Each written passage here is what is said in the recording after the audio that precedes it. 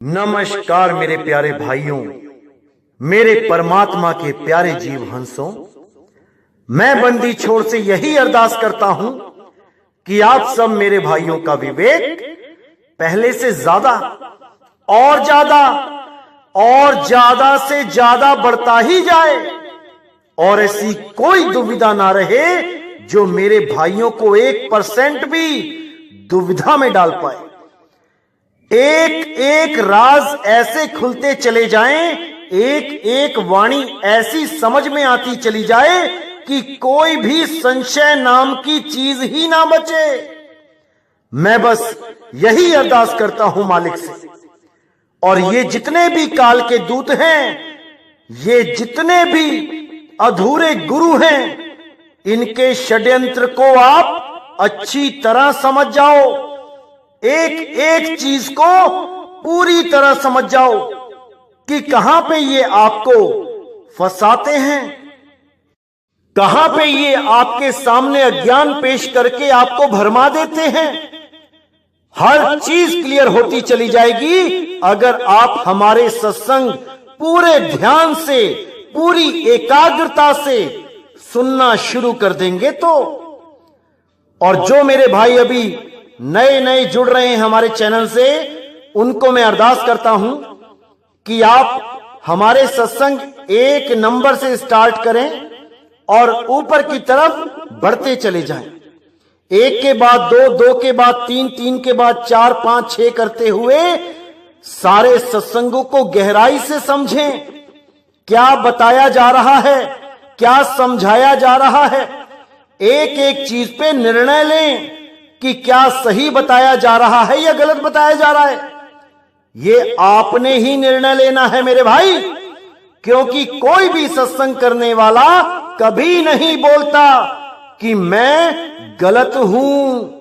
ये आपने विचार करना है कि किस सत्संग में क्या बात बताई जा रही है और उसमें तथ्य क्या है, उसका सार क्या है, ये आपने विचार करना है।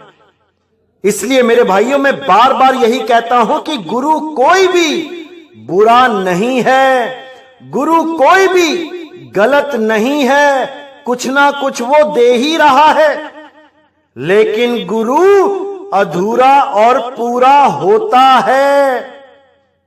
हमने अधूरे गुरुओं को त्याग देना है और आगे बढ़ जाना है पूरे गुरु की शरण में, क्योंकि पूरा गुरु ही आपका जन्म और मरण खत्म कर सकता है, समाप्त कर सकता है। इन अधूरे गुरुओं के बस की बात नहीं है। ये केवल आपको अपने तक रोक सकते हैं, आपको किसी और संत महात्मा के सत्संग सुनने से मना कर सकते हैं, आपकी गाड़ी कमाई को अपने महल अटारी बनाने में यूज कर सकते हैं, लेकिन आपको जन्म मरण से मुक्ति नहीं दे सकते, नहीं दे सकते। ये अधूरे गुरु आपको नाम दे सकते हैं 52 अक्षरी, कोई भी नाम देके आपको कह देंगे कि सारी उम्र इन्हीं को जपते रहो। कोई 5 नाम पकड़ा देगा, ज्योत निरंजन ओंकार निरंकार सोहंग सतनाम। कोई 3 नाम पकड़ा देगा, सतपुरुष अकाल मूर्त शब्द स्वरूपी राम। कोई श्वासों का जाप पकड़ा देगा, श्वास अंदर लिया तो सो, बाहर छोड़ा तो हंग। कोई बिना सोहंग बताए केवल श्वासों पे ध्यान लगाने को बोल देगा कि देखो श्वासों में कौन सी धुन चल रही है, वो भी सोहंग की ही धुन होती है।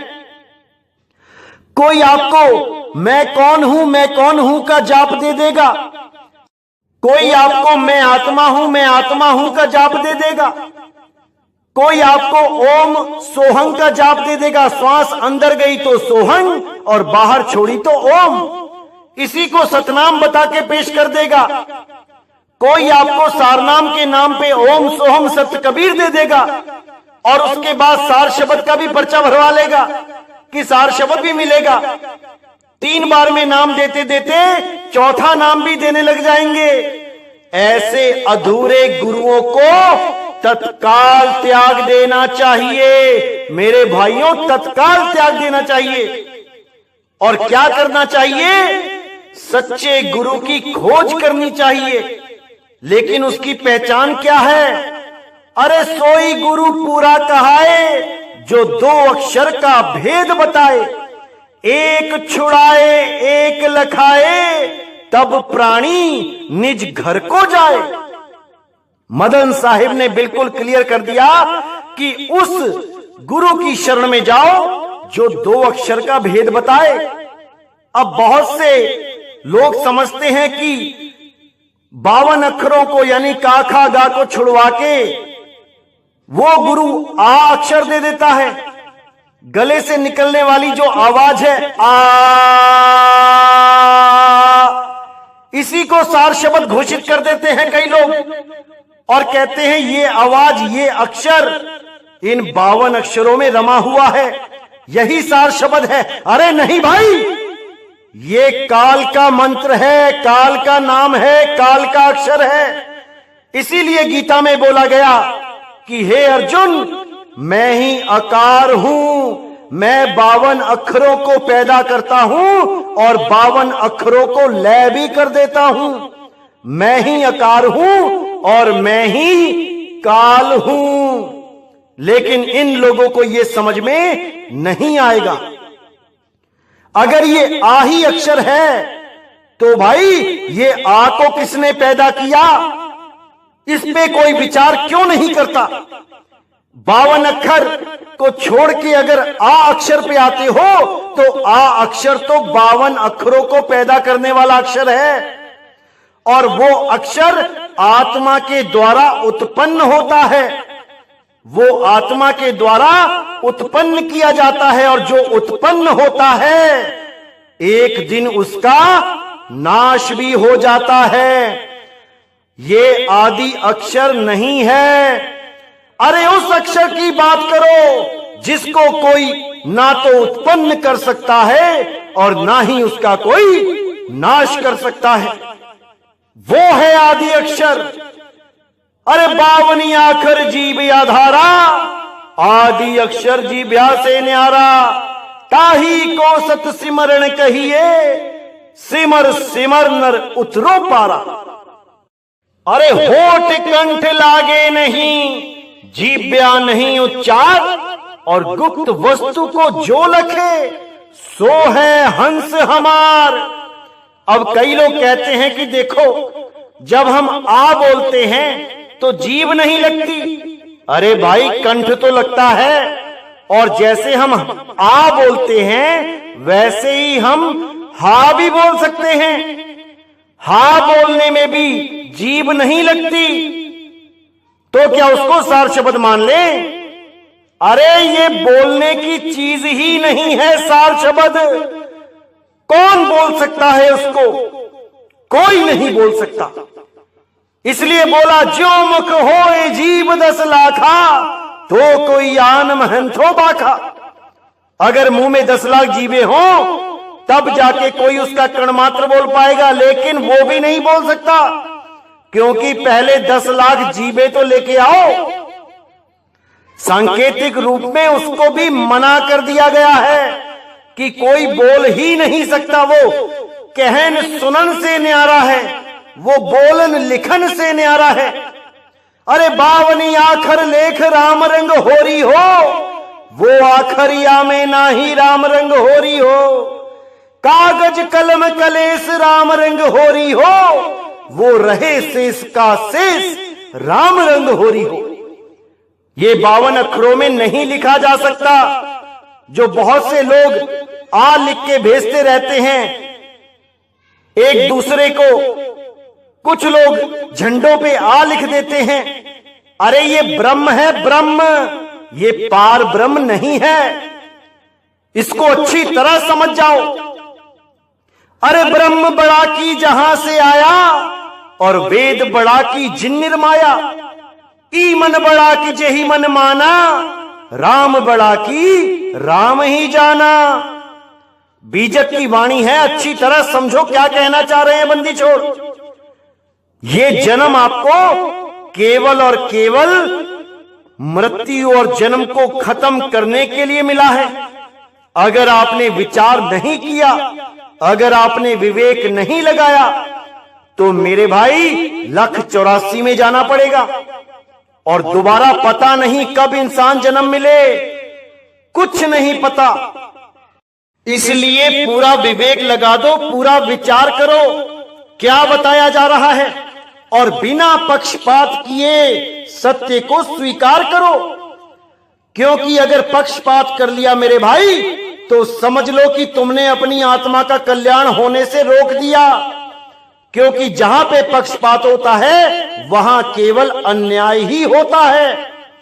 इसीलिए साहिब ने कहा, सब काहू का लीजिए साचा शब्द निहार, और पक्षपात मत कीजिए कहें कबीर विचार। बिल्कुल पक्षपात नहीं करना चाहिए। जो गुरु जहां तक का ज्ञान दे रहा है वहां तक वो बिल्कुल सही है, लेकिन आपका लक्ष्य क्या है ये आप देखो। अगर उस गुरु से आपको नी अक्षर नाम नहीं मिल रहा है तो आपको आगे बढ़ जाना चाहिए, क्योंकि नी अक्षर नाम से ही मुक्ति होगी, अन्यथा वापिस इन्हीं जूनों में आना पड़ेगा। इसीलिए साहिब ने बोला, चांचरी ना भूचरी ना खेचरी अगोचरी, उनमुनि पांचों की गम नाही। ये जितने भी लोग नाक पे ध्यान लगाते हैं, 10-10 साल नाक पे ही ध्यान लगाते रहते हैं और शिष्यों को भरमा देते हैं कि पहले मन को बाहर रोकेंगे, उसके बाद त्रिकुटी में ध्यान लगवाते हैं, 10-10 साल कहते हैं मन को हम अंदर रोकेंगे। मुझे तो समझ में नहीं आता कि इनको हो क्या गया है। अरे भाई, जब मन को अंदर ही रोकना है तो बाहर क्यों रोकते रहे, सीधे अंदर क्यों नहीं रोक लिया? क्यों लोगों के 10-10 साल बर्बाद करते हो? जबकि सत्य तो यह है कि ना अंदर ना बाहर, दोनों ही जगह रोकने से मन नहीं रुकेगा। बड़े बड़े योगी सिद्ध इस मन को अंदर रोकते रहे, और क्या हुआ उसके बाद? पराशर ऋषि को ही देख लीजिए, 21,000 साल तपस्या करने के बाद, मन को अंदर रोकने के बाद जब वो बाहर आया तो क्या हुआ? उस नाविक की लड़की के साथ भोग किया। तो कहां रुका मन? अरे ना मन बाहर रुक सकता है ना अंदर रुक सकता है, मन केवल शब्द पे आके रुक सकता है। जब शब्द की चोट लगेगी इस मन हाथी के सिर के ऊपर अंकुश के रूप में, तब ये रुकेगा, अन्यथा नहीं रुक सकता। इसीलिए बोला, ये मन बड़ा की जे ही मन माना, और राम बड़ा की राम ही जाना। जिस मन को तुम बहुत बड़ा मानते हो और उसको रोकने की कोशिश कर रहे हो, बाहर और कभी अंदर लगा के, बिना शब्द के मन नहीं रुक सकता। केवल शब्द गुरु ही वो शक्ति है जिसके द्वारा ये मन स्थिर हो सकता है, रुक सकता है, मर सकता है, अन्यथा कदापि नहीं मरेगा। इसीलिए बोला, मन को मार गगन चढ़ जाई, मान सरोवर पैठ नहाई। इस मन पे विजय प्राप्त करने की एक ही विधि है, उसके अलावा कोई नहीं है, और वो विधि है शब्द गुरु का सिमरण करना।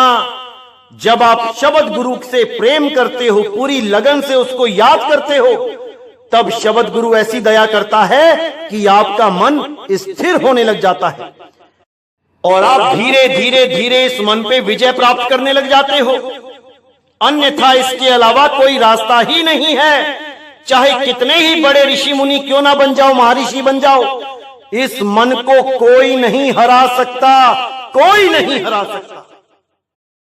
तो आज जो हम वाणी लेने जा रहे हैं, बहुत इंपॉर्टेंट वाणी है मेरे भाइयों, बहुत इंपॉर्टेंट वाणी है।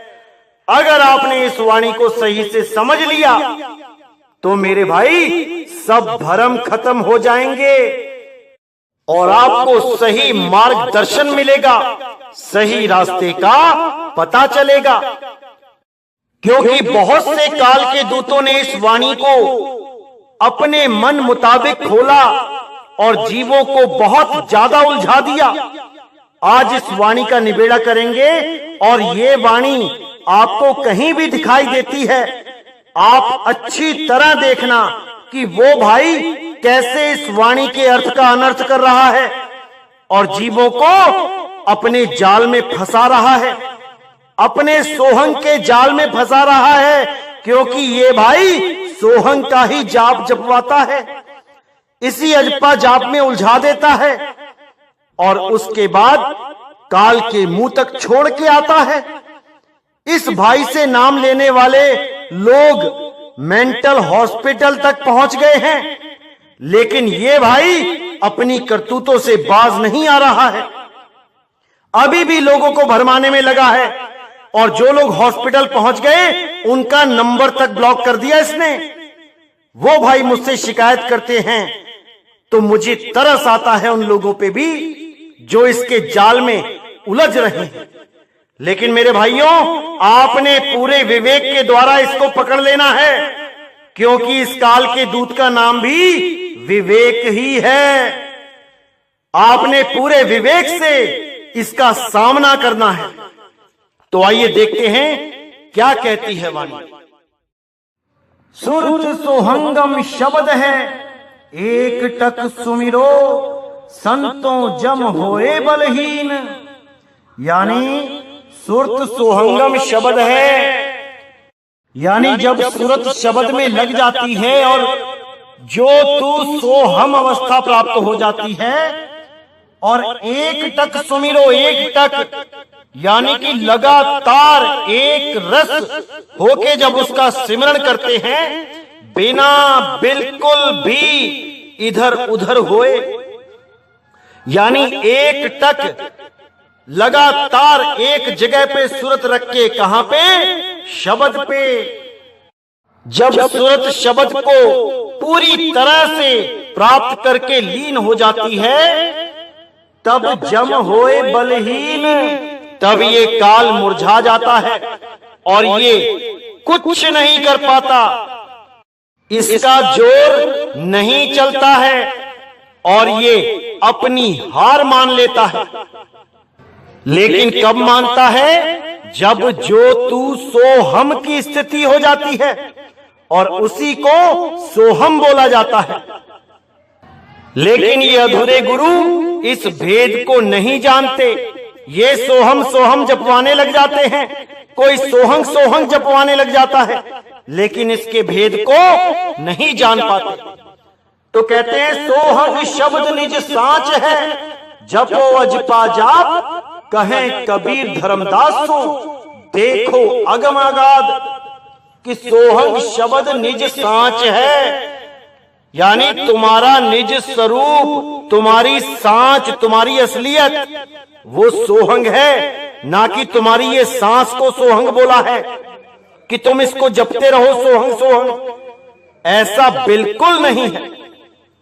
तुम्हारे शब्द स्वरूप को बोला जा रहा है यहां पे, इसीलिए बोला गया सोहंग शब्द निज साच है, जपो अजपा जाप, यानी जो जपा नहीं जा सकता अजपा है उसको जपो, यानी सिमरन करो, ना कि श्वासों के अजपा जाप में उलझ जाओ।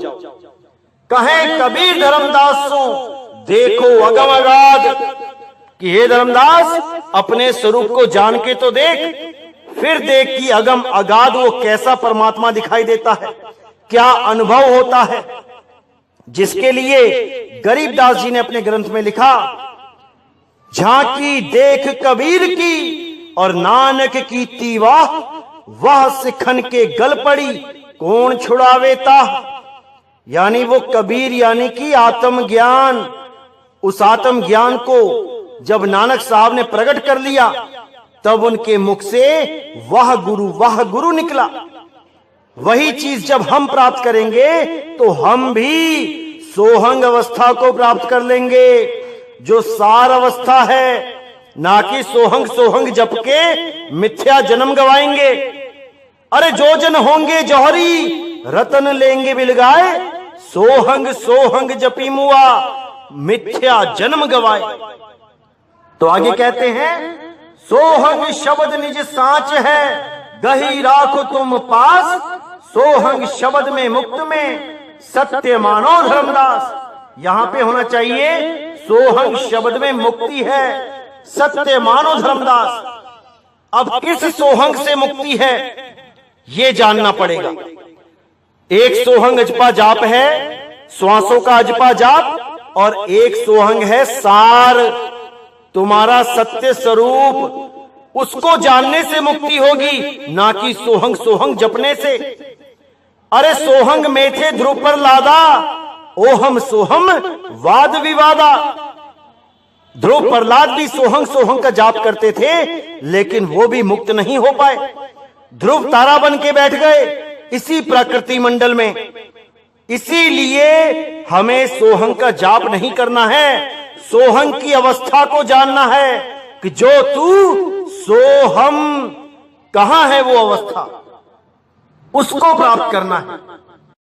तो कहते हैं सुमिरन सारे कोतरी, चंद्र सूर्य घई साथ, कहें कबीर धर्मदासों, तास नाम कड़िहार। यानी जो सुमिरन सार एकोत्तरी नाम दे देगा, वही कड़िहार है। इस कलयुग में वही कड़िहार है। लेकिन ये जितने भी अधूरे गुरु एकोत्तरी नाम के नाम पे 52 अक्षरी मंत्र पकड़ा देते हैं जपने के लिए, ये सब के सब अधूरे गुरु हैं। क्योंकि एकोत्तरी नाम कोई मंत्र नहीं है, एकोत्तरी नाम एक कोड है, कोड। और इस कोड को 2020 के अंत में खोला जाएगा।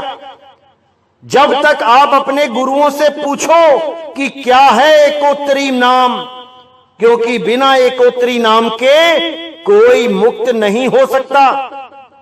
ये गुप्त भेद है, बिना इस एकोत्तरी नाम के कोई मुक्त नहीं हो सकता।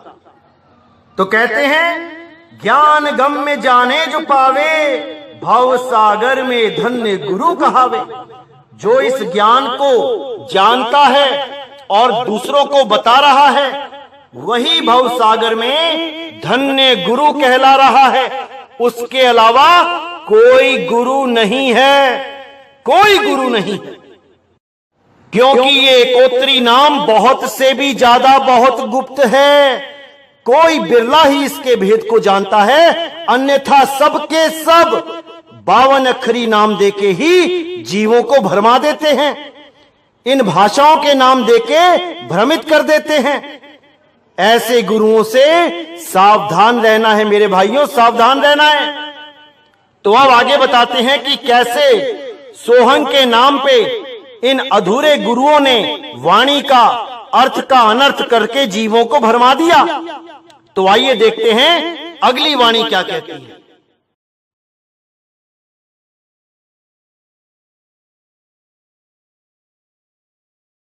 तो इस वाणी में कबीर साहब ने धर्मदास जी को 10 सोहंग का जिक्र किया कि 10 प्रकार के सोहंग हैं।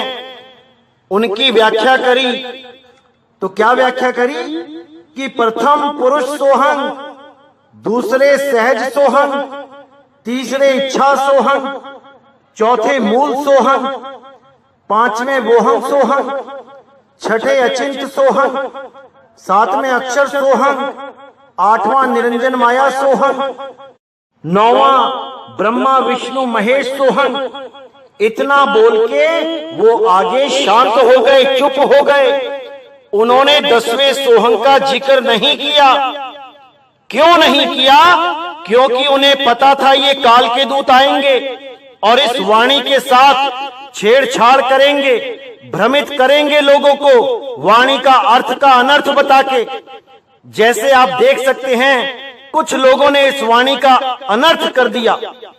8वें सोहंग में जहां मन और माया का नाम लिखा है, वहां पर निरंजन को 8वां और माया को 9वां सोहंग घोषित कर दिया और 10वां सोहंग बना दिया ब्रह्मा विष्णु महेश को। यही घोर अज्ञान है, यही इन काल के दूतों की निशानी है कि ये कभी भी मूल ज्ञान को नहीं समझ पाते और केवल मनमुखी ज्ञान देके जीवों को भरमा देते हैं। अब इस काल के दूत ने क्या किया? अपने ही मन से चौथे सोहंग जो मूल सोहंग है वहां से भक्ति स्टार्ट करवा दी। कहते हैं कि पहले मूल सोहंग में आओगे, फिर वहां से तुम्हारी अवस्था बदलेगी, फिर इच्छा सोहंग को प्राप्त हो जाओगे, उसके बाद सहज सोहंग तक पहुंचोगे, फिर पुरुष सोहंग तक आओगे। अब इस मनमुखी को कोई ये पूछे कि तुमने चौथे नंबर से कैसे भक्ति स्टार्ट करवा दी, अपने ही मन से, जबकि यहां पे 9 सोहंग का जिक्र है। तुम बिल्कुल नीचे से क्यों नहीं शुरू किए तुमने? क्योंकि ये लोग निगुरे हैं, निगुरे। ना तो इन्होंने कभी कोई गुरु धारण किया है जिसको मूल ज्ञान पता हो, और ना ही ये कभी किसी को कहते हैं कि गुरु धारण करो। ये कहते हैं बिना गुरु के ही ज्ञान हो जाएगा, बस मेरे सत्संग सुनते रहो, हो जाएगा ज्ञान। अरे भाई, पहले खुद तो गुरु धारण करके सही रास्ता पकड़ लो। ये विहंगम चाल को भी ऐसा बताते हैं कि आपकी अवस्थाएं 2, 3, 4, 5 बार बदलेंगी। यही अज्ञान है, यही घोर अज्ञान है। विहंगम चाल का मतलब होता है सीधे जमीन से आसमान, बीच में कोई स्टॉप नहीं, सीधा जीव से पीव अवस्था को प्राप्त होना ही विहंगम चाल कहलाता है। तो इस भाई ने बड़ी ही शातिर चाल चली और लोगों को इस वाणी का अर्थ का अनर्थ बता के भ्रमित किया, और ये सोच रहा है कि इसने बहुत बड़ा महान काम कर दिया ये 10 सोहंग की वाणी खोल के। अरे 10वां तो लिखा ही नहीं गया है, 10वें सोहंग का तो जिक्र ही नहीं किया है। कहां से 10 सोहंग खोल दिए तुमने? असल में 10वां सोहंग जीव है, और वहां पर इस वाणी में नहीं लिखा गया जीव, छपा ही नहीं। तो इस भाई ने अपने मनमुखी ढंग से निरंजन और माया को अलग अलग करके 10 सोहंग पूरे कर दिए, जबकि 10वां सोहंग जीव ही है। और भी कई जगह लिखा है, मैं आने वाले सत्संगों में दिखा दूंगा। तो इस भाई ने क्या शातिराना चाल खेली कि मूल सोहंग से आपको बताने लगा कि वहां से 4 अवस्थाओं में बदलते जाना है आपने। इतना बड़ा भरम जाल फैला दिया इसने, जबकि 10वां सोहंग जीव है, और जीव से ही अगर अवस्था बदलनी है तो ये 10 अवस्थाएं बदलनी चाहिए। अगर तुम अवस्था बदलाना ही चाहते हो तो कैसे मूल पे आ गए सीधे, जबकि नीचे की बहुत सारी अवस्थाएं हैं जो आप नहीं बदलाने की बात कर रहे हो। और जब कबीर साहब ने अगली ही वाणी में यह भी खुलासा कर दिया कि 9 सोहंग से परे जो 10वां है, केवल उस पे विचार करना है, तो साहिब ने यहां पे लाइन से 10 सोहंग बताए, और अगली वाणी में इन्हीं 10 सोहंग को उल्टा कर दिया। यानी जो 1 नंबर पे था वो 10 नंबर पे आ गया, और जो 10 नंबर पे था वो 1 नंबर पे आ गया। और उसके बाद जो 9 सोहंग असार थे उसको त्यागने के लिए बोल दिया, और जो 10वां सोहंग सार है उसको ग्रहण करने के लिए बोल दिया। ना कि ये मूल सोहंग से लेके पुरुष सोहंग तक तुम्हारी अवस्थाएं ही बदलती जाएंगी। घोर अज्ञान है ये, घोर अज्ञान। ये मनमुखी गुरु केवल आपको सोहंग जपवाने के लिए वाणियों का अर्थ का अनर्थ कर देते हैं। इनको इससे कोई मतलब नहीं कि आप सोहंग सोहंग जपते जपते आपका दिमाग खराब हो जाता है, आप पागलपन की स्टेज तक पहुंच जाते हो, आप हॉस्पिटलों के चक्कर लगाने लग जाते हो। इससे इनको कोई फर्क नहीं पड़ता। आपको शायद नहीं पता है का जाप करने से कितने ही लोग हॉस्पिटलों में भर्ती हो चुके हैं। दिमाग खुश्क हो जाता है, बार बार श्वास को आते जाते देखना या उस पे सूरत को लगाना, बहुत बुरा हाल होता है। पता नहीं कितने फोन आ चुके हैं मुझे, जो लोग सोहंग का जाप करते करते मेंटल हॉस्पिटलों तक पहुंच चुके हैं। लेकिन ऐसे गुरुओं को इससे कोई फर्क नहीं पड़ता कि शिष्य का क्या हाल होने वाला है। अरे भाई, ये प्राण योग है। ये जितने भी योग हैं ये पहले 5 यम 5 नियम क्लियर करने के बाद करवाए जाते हैं। अगर 5 यम 5 नियम आपने क्लियर नहीं करे तो ये आपको साइड इफेक्ट दे देते हैं, पर ये लोग नहीं समझ सकते। तो आइए देखते हैं अगली वाणी में कबीर साहब क्या कहते हैं। तो क्या कहती है वाणी? 9 सोहंग के ऊपरे 10वां सोहंग सार, कहें कबीर धर्मदास को तुम ताका करो विचार, गुरुपद ध्यान लगाए के अजपा सोहंग जाप, जपे निरंतर हृदय में दर्शे आत्मयाप। अब यहां पर बिल्कुल क्लियर कर दिया कि 9 सोहंग के ऊपरे, यानी जो 9 सोहंग बताए गए हैं, इनमें से किसी पर भी ध्यान नहीं करना है, इनको त्याग देना है। और किसके बारे में सोचना है, विचार करना है? 10वें सोहंग के बारे में, जो पूरी तरह गुप्त है, जिसके बारे में 13वें पंथ के प्रचारक के द्वारा ही बताया जाएगा। और वही सार शब्द है, 10वां सोहंग सार है। वो कोई मंत्र नहीं है जपने के लिए, वो निअक्षर नाम है, वो एकोत्तरी नाम है। उसी के बारे में बोला जा रहा है। 9 सोहंग के ऊपरे 10वां सोहंग सार, वो सार शब्द है, ना कि सोहंग सोहंग जाप है। ये जितने भी अधूरे गुरु सोहंग का जाप देके उसको सार शब्द बोल देते हैं, ऐसे गुरुओं से सावधान रहना है मेरे भाइयों, सावधान रहना है। कहें कबीर धर्मदास को तुम ताका करो विचार, उसका विचार करना है, उसको याद करना है, उसका सिमरन करना है, ना कि जाप करना है। गुरुपद ध्यान लगाए के अजपा सोहंग जाप, जपे निरंतर हृदय में दर्शे आत्मयाप। यानी गुरु के चरणों में ध्यान लगाना है। कौन से गुरु के? शब्द गुरु के। और उसके चरण कहां है? ये तब बताया जाता है जब नाम दीक्षा होती है, जब उस सार का भेद बताया जाता है, तब समझ में आता है कि गुरु के चरण है कहां। तो कहते गुरुपद ध्यान लगाए के अजपा सोहंग जाप, उस सोहंग का जाप करना है जो अजपा है, जिसको जपा नहीं जा सकता। कोई सांसों में जपने लग गया, कोई मुंह में जपने लग गया, अरे नहीं भाई, उसको जपा ही नहीं जा सकता, उसको ध्याना है, ध्याना। जिन ही नाम ध्याया गए मसक्कत काल, नानक ते मुख उजले केती छूटी नाल। तो कहते हैं जपे निरंतर हृदय में धर से आत्मयाप, यानी हृदय में, यानी कि उसको अपने हृदय में बसाना है, एक पल भी उसको नहीं बिसारना है, हमेशा उस शब्द में सूरत को लगाए रखना है, ताकि दिन में लगाओगे तो रात में भी लगी रहेगी। क्योंकि सूरत संसार में फंस चुकी है, इसी को वापस शब्द में लगाना है।